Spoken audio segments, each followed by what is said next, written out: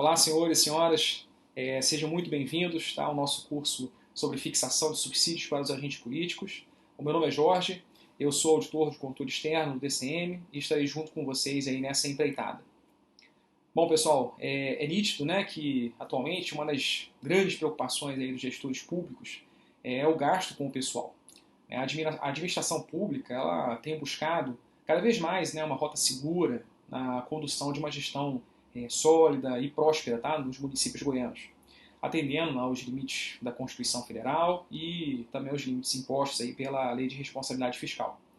Diante disso, a Secretaria de Atos Pessoal, tá, do TCM criou, né, esse curso específico, né, de fixação de subsídios como forma mesmo, né, de estímulo à correta implementação desse instituto, né, colaborando, portanto, com os poderes municipais na elaboração de leis que sejam formal e materialmente mais acertadas.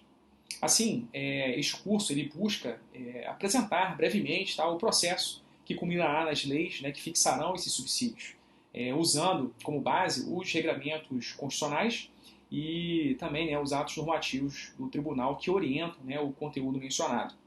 Só que antes de mais nada, né, eu gostaria de iniciar aí o nosso curso, né, com uma reflexão da sabedoria logosófica, que eu tenho certeza que vai poder ser aplicada aí a qualquer campo aí de nossas vidas, tá?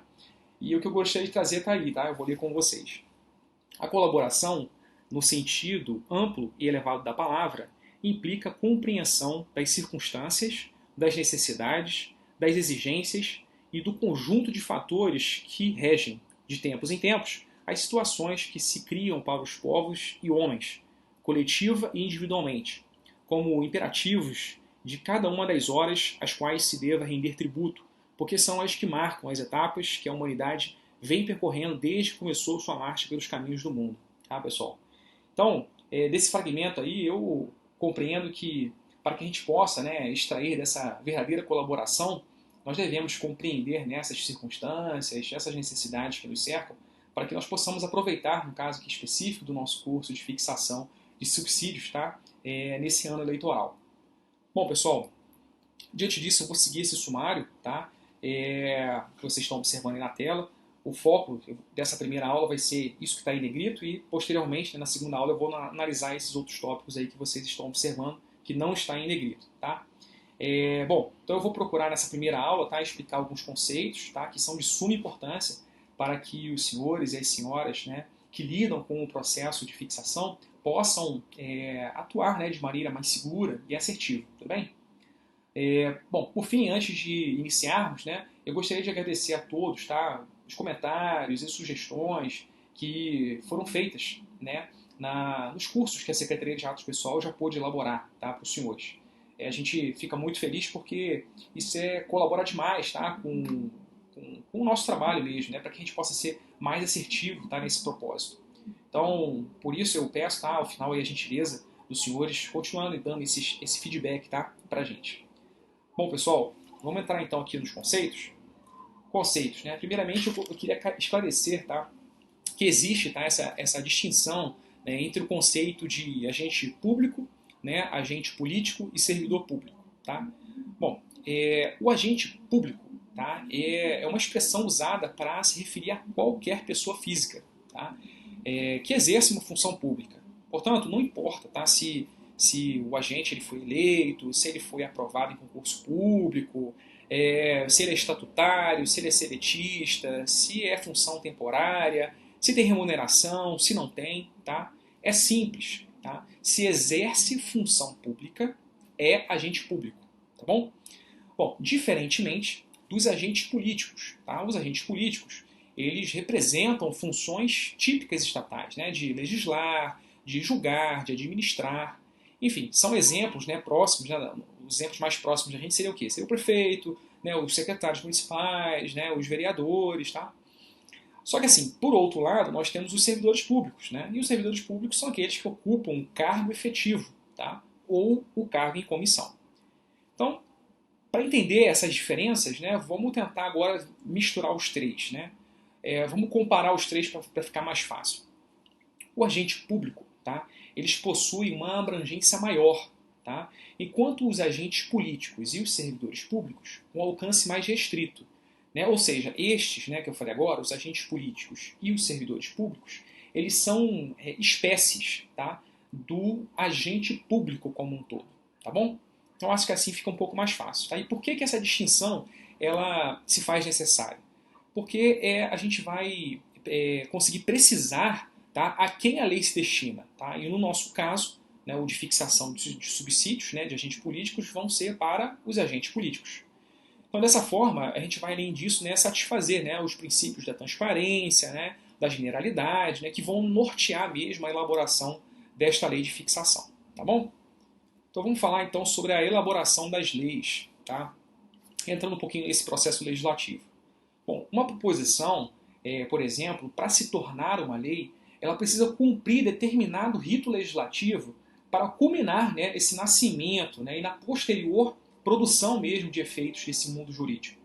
Então aqui nós vamos tratar, né, nós vamos apresentar brevemente, tá, pessoal, o processo que vai culminar nas leis que vão fixar, tá, os subsídios dos agentes políticos, usando, tá, como base os regulamentos constitucionais, né, bem como os normativos mesmo, tá, do tribunal que orientam, tá, com relação ao conteúdo da fixação. Bom, dessa maneira, nós podemos então nos deparar da seguinte pergunta, né? Como que a gente faz então uma lei que vai fixar o subsídio dos agentes políticos? Vamos então para o básico, tá? A lei é o resultado da aplicação de um processo legislativo. Mas o que é um processo? Né? O processo é um conjunto de atos, tá, praticados em função de determinados procedimentos com o objetivo de atingir uma finalidade. Tá? Então, conjunto de atos praticados em função, né, de determinados procedimentos com o objetivo de atingir uma finalidade. Então, para resumir, vamos observar aqui o que está no slide. Né? Isso aqui é o que a doutrina define, tá, como fases do processo legislativo. Então, a fase preliminar é essa, tá, que deflagra, né, o processo legislativo, ou seja, é que vai dar início a essa tramitação. Nós temos a fase constitutiva, que atua no plano da existência, né, dividindo-se em discussão e votação, e sanção e o veto, né? E a terceira fase, que é a fase complementar, né, que atua no plano da eficácia, né, na promulgação e na publicação. Então, antes da gente detalhar, tá, esse slide, eu gostaria de fazer apenas uma ressalva. Tá? Para a elaboração da lei que vai fixar os subsídios dos agentes políticos, reparem, é lei. Né? Eu em nenhum momento falei aqui sobre decreto legislativo, em nenhum momento eu falei sobre resolução, tá? Ou qualquer outro instituto previsto lá no artigo 59 da Constituição. Tá bom? Então, vocês vão ver comigo, mais para frente, tá, que existem outras formas de fixar os subsídios dos agentes políticos. Contudo, eu vou focar na lei, tá, porque a maioria dos municípios goianos utilizam este instituto, tá, para fazer a fixação dos subsídios. Beleza? Bom, então a doutrina ela apresenta o processo legislativo por essas fases aí que vocês estão vendo no slide. Tá? Eu vou passar para o próximo para a gente poder detalhar. Bom, então como a gente estava observando, né, existe aqui a fase iniciadora, né, que é essa fase preliminar, né, que é a fase que vai deflagrar, né, o processo legislativo, né, vai dar início a essa tramitação. Né, e aqui eu vou ter algumas iniciativas, né, estão observando embaixo dessa seta. Né. Essas iniciativas são aquelas iniciativas famosas lá da Constituição, né, a iniciativa exclusiva, privativa, concorrente, comum, né, enfim, aquele rol, né, que a gente observa lá na Constituição. Né. Bom, no nosso caso, tá, a critério apenas de exemplo, para ficar fácil, a Constituição Federal, lá no artigo 29, inciso 5º, ela deixa claro que a iniciativa da lei que vai fixar, tá, os subsídios do prefeito, do vice-prefeito, dos secretários, é da Câmara Municipal. Tá? Então, os subsídios lá do prefeito, do vice e dos secretários são fixados por lei pela Câmara Municipal. Tá? Então, isso já está definido lá a iniciativa. Né? Não se preocupem com isso, porque assim, eu vou procurar detalhar, tá, no decorrer do nosso curso todos esses momentos. Tá? Mas o que eu queria apenas que vocês tivessem, né, a noção mais delimitada dessas fases, para que vocês pudessem, né, responder com mais tranquilidade, né, e facilidade mesmo, né, a pergunta que eu fiz no começo, que é o quê? Como fazer a lei que fixa, né, os subsídios dos agentes políticos. Tá? Beleza, então agora vamos passar para esse box aí que vocês estão vendo aí, a fase constitutiva. Tá? A fase constitutiva eu separei em DP, que é a deliberação parlamentar, e DE, que é a deliberação executiva. Né? A DP está realizando dentro do âmbito do poder legislativo e a DE dentro do âmbito do Poder Executivo. Tá? Bom, a ADP, que é a deliberação parlamentar, lá dentro nós temos o quê? Nós temos a discussão e a votação. Tá? E durante esse processo de deliberação, nós vamos ter o quê? Nós vamos ter a rejeição ou aprovação da proposição. Beleza? Bom, esta subfase que eu estou falando, né, de deliberação parlamentar, ela vai ser concluída com a redação final, né, do projeto de lei, que vai ser encaminhado ao prefeito por meio de autógrafos. Né? Então, assim, o que são os autógrafos? Né? Bom, nada mais é do que um texto, né, aprovado pela Câmara Municipal com a redação definitiva, né, sem qualquer erro. Tá? Esse texto final ele deve ser literalmente, né, autografado, né, assinado, tá, pelos vereadores. E isso será encaminhado, então, como consequência para o prefeito. Beleza? Então reparem, pessoal, que ainda nós não temos a lei. Tá? Nós estamos nessa fase constitutiva. Beleza? O que nós temos até agora é o projeto de lei. Tá bom? Bom, como consequência, nós chegamos na fase de deliberação executiva. Tá? E aí, na fase de deliberação executiva, nós vamos ter a sanção ou então o veto. Tá? A sanção, ela é expressa, pode ser expressa, tá? Como o próprio nome diz, né? Ou ela pode ser tácita. Né? O que é uma sanção tácita? É quando o prefeito, por exemplo, ele se mantém silente, né? Ele fica em silêncio durante 15 dias úteis. Então aí entende-se que houve uma sanção tácita, tá bom? No decorrer desse prazo, sem a manifestação expressa do prefeito. E tem um veto também, tá? No Brasil, especificamente, tá? O veto do Poder Executivo, ele pode ser total, tá? Ou parcial. Como assim total? Ele pode vetar tudo. Vetei o projeto, beleza. Ou então ele pode ser parcial. Como é que é ser parcial? Ele pode vetar lá o artigo, ele pode vetar o inciso, ele pode vetar o parágrafo, ele pode vetar a linha, mas ele não pode vetar uma palavra. Então aí vem um conceito interessante, porque o veto, sendo parcial, ele precisa ser integral. Ele não pode ser assim, fragmentado. Eu não posso vetar a palavra. Eu não posso vetar, por exemplo, tem um artigo lá e tem um não. Eu vou lá e veto aquele não. Isso não pode ser feito, tá? Então, o veto, no caso do poder no Brasil, né, ele vai ser um veto expresso, né, e esse veto ele pode ser de forma total ou parcial, como eu havia comentado. E aí esse veto, ele é o quê? Ele é um ato legislativo, né?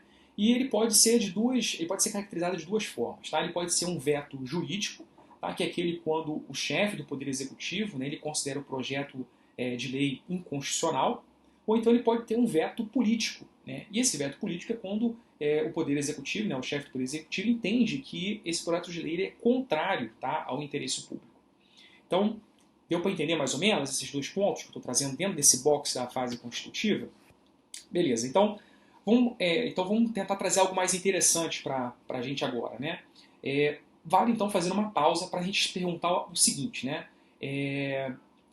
Será, né, nessa fase complementar que nasce a lei? Quando é que nasce a lei, Jorge? Então, vocês podem perguntar. A lei vai nascer com a sanção. Né? Então, a transformação do projeto de lei em lei vai ser na sanção. E quem é que sanciona a lei? É o prefeito. Né? Então, nessa fase complementar, né, nós temos aí atuando o plano da eficácia mesmo dessa lei, nós vamos ter a promulgação, tá, e a publicação oficial. A promulgação ela tem duas grandes finalidades. Tá? A primeira finalidade é reconhecer a existência das leis ordinárias e, né, das leis complementares. Tá? E a segunda finalidade, né, da promulgação é dar nascimento a outros institutos, tá? Como, por exemplo, o decreto legislativo e a resolução. Tá bom? Então, olha só que interessante. Né? Quando é que a lei nasce? Né? Quando que a lei nasce? Bom, a resposta, né, a sanção, ela vai transformar o projeto de lei em lei. E quando é que nasce o decreto legislativo e a resolução? Né? Resposta, né, com a promulgação. Então vocês conseguiram compreender essa diferença? Essa diferença é sensível. Né? Eu não trouxe aqui, né, existem algumas exceções, né, eu não trouxe aqui o fato de, por exemplo, o prefeito não ter sancionado, ele ter vetado, né, o projeto de lei. E se isso acontecer, logicamente, né, o projeto de lei, as partes vetadas vão retornar, né, à Casa Legislativa e a Casa Legislativa vai deliberar sobre esse veto. Né? Ela pode manter, né, mantendo vai estar aquela parte vetada pelo Poder Executivo, vai permanecer. Agora, se o Poder Legislativo, né, por maioria absoluta, fizer a derrubada do veto, então o nascimento da lei ela vai ser com essa derrubada do veto. Né? Então não mais vai ter necessidade de existir a sanção. né? Logicamente, essa derrubada do veto ela vai direto para essa fase que vocês estão observando aí, que é a fase da promulgação. Tá bom, pessoal? Então eu não entrei muito nesse detalhe, porque eu queria basicamente que vocês entendessem, né, esse fluxo que está acontecendo durante o processo legislativo. Tá bom? Então vamos lá, continuando aí. Nós temos então a publicação oficial, né? Então a publicação oficial ela torna a lei pública, né? Ou seja, ela torna a lei de conhecimento público. Né? E antes de fechar, tá, esse fluxo, né, que vocês estão observando aí, né, de vigência, vigor e aplicação, né, eu preciso comentar um pouquinho sobre elas. Tá? Aqui há necessidade, tá, de eu trazer alguns termos jurídicos, tá? Porque eu não tenho como fugir disso, tá bom? Mas, assim, qual é o núcleo, né, de cada um desses pontos aqui? Né? O primeiro, né, a vigência. A vigência nada mais é do que a obrigatoriedade em tese, né, da norma jurídica. O que é o vigor? Tá? É a obrigatoriedade no caso concreto, tá? No mundo jurídico. Né? E essa aplicação mesmo? Essa aplicação é a eficácia, né? É os efeitos jurídicos dessa lei. Então eu vou dar assim, um exemplo para tentar trazer o negócio ficar um pouco menos fosfórico. Tá? O que seria isso? Bom, vamos pensar que existe, tá, uma lei, vamos comparar esses três conceitos, tá? Vamos pensar que existe uma lei e essa lei ela vamos supor que ela está em vigência, tá? Está em vigor, está produzindo seus efeitos, tudo bonitinho. E aí vamos supor que ela tenha sido revogada. Tá? Então, nesse caso, ela vai deixar de ter vigência, né? Ela deixa de existir, né? Ela deixa de produzir os seus efeitos no mundo jurídico, tá bom? A partir dessa data que ela foi revogada. Ou seja, ela vai deixar de existir, né? A vigência vai deixar de ter vigor e vai deixar de ter aplicação, tá bom? Contudo, vamos imaginar o seguinte, vamos imaginar que no caso concreto, tá, existem ainda relações que ela estava regulando. Tá? E aí, o que vai acontecer com essas situações que ela estava regulando? Estava ali no meio do caminho, e aí, o que acontece? Né? Bom, nesse caso, nessas situações, né, caso ela tenha sido revogada, no caso concreto, tá, senhores e senhoras, ela vai continuar em vigor. Vocês conseguiram entender? Bom, se não ficou muito claro, eu sugiro que vocês, vou dar aqui o caminho das pedras, tá? Eu sugiro que vocês leiam, tá? A LINDB, que é a Lei de Introdução às Normas do Direito Brasileiro, tá? No artigo 1º até o artigo 6º, tá, pessoal? Vale a pena realmente vocês investirem nesses artigos aí, porque já vai começar a trazer o negócio ficar mais palatável, tá? O entendimento desses três institutozinhos que eu trouxe para vocês aqui no final. E também tem mais um outro ponto, tá, de sugestão, é que eu vou disponibilizar para vocês, tá, no material de apoio, a cópia, tá, da lei que eu tirei lá do site do Planalto, que é a Lei Complementar número 95 de 98. Tá? Ela dispõe sobre a elaboração, sobre a redação, alteração e consolidação das leis. Tá? É importantíssimo também, tá, a leitura para uma correta aplicação aí da técnica legislativa. Beleza? Bom, eu digo isso, pessoal, porque assim, o objetivo, né, é trazer as noções, né, do processo legislativo para que nós tenhamos uma base, né, necessária, né, para que a gente possa então fixar, tá, os subsídios dos agentes políticos. Beleza? Então vamos lá, pessoal. Agora nós vamos conceituar, tá, a legislatura de acordo com o artigo 44, parágrafo único, que vocês estão vendo aí no slide. Tá? Cada legislatura terá duração de 4 anos. Beleza. Então, por esse diagrama aí que eu montei para vocês, a gente pode ter uma noção melhor, tá, do espaço temporal mesmo, né? Bem como do períodos específicos, tá, no âmbito federal, tá, pessoal? No âmbito federal. Eu optei em trazer, tá, os conceitos federais porque seria assim inviável, tá, eu trazer assim neste curso os 246 regimentos, tá, de câmaras municipais, bem como as suas respectivas leis orgânicas, tá, o que tornaria a nossa apresentação aqui muito extensa e pouco efetiva. Né? Então eu peço a gentileza, tá, para que os senhores e para que as senhoras, tá, possam adaptar o que eu vou falar à realidade de cada município. Combinado? Então, pessoal, aqui eu faço, tá, uma chamada de atenção, tá, com relação à noção da legislatura, porque ela é importante para posteriormente a gente conseguir conceituar, tá, o princípio da anterioridade, tá, que eu vou apresentar na próxima aula. Então vamos lá? Beleza, olha só. Vamos observar aqui no slide. Tá? Dentro da legislatura, né, de 4 anos, definida aí pelo parágrafo único, né, do artigo 44 da Constituição, eu tenho aí o ano 1, o ano 2, o ano 3 e o ano 4. Tá? Esses anos são os anos legislativos, tá, pessoal? E em cada ano desses, tá, isso aí é espelhado, tá, eu peguei só o ano 1 para ficar mais fácil a gente entender, em cada ano legislativo nós temos as sessões, a sessão legislativa ordinária. Tá? E vamos poder ter, logicamente, né, as sessões legislativas extraordinárias. Tá? Na sessão legislativa ordinária, né, ela vai estar compreendida nesse período aí, de 2 de fevereiro a 17 de julho, tá? E de 1º de agosto a 22 de dezembro, tá? No caso federal, tá, pessoal? E a sessão legislativa extraordinária, ela só vai existir, tá, em situações específicas, tá? A exemplo, né, que eu posso trazer aqui para vocês, né, no caso federal, é o compromisso, tá, de posse do presidente da República e do vice-presidente da República, ou então em um caso, né, de urgência ou de interesse público relevante. Tá? Então, aí, nesses casos, sim, a gente vai conseguir ter uma sessão legislativa extraordinária. Tá?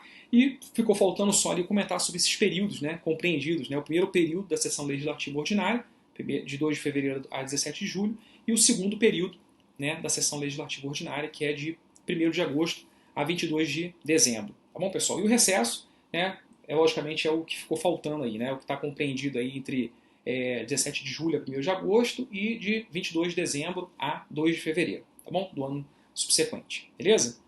Bom, pessoal, com isso, né, eu gostaria só de finalizar, tá, essa primeira parte da nossa aula, harmonizando, tá, os conhecimentos aí que serão necessários para a gente realizar até o processo aí de fixação dos subsídios dos agentes políticos, beleza? Então, na próxima aula, nós iremos entrar em cheio aí no nosso tema, ok? Então, muito obrigado, tá? E até a próxima aula.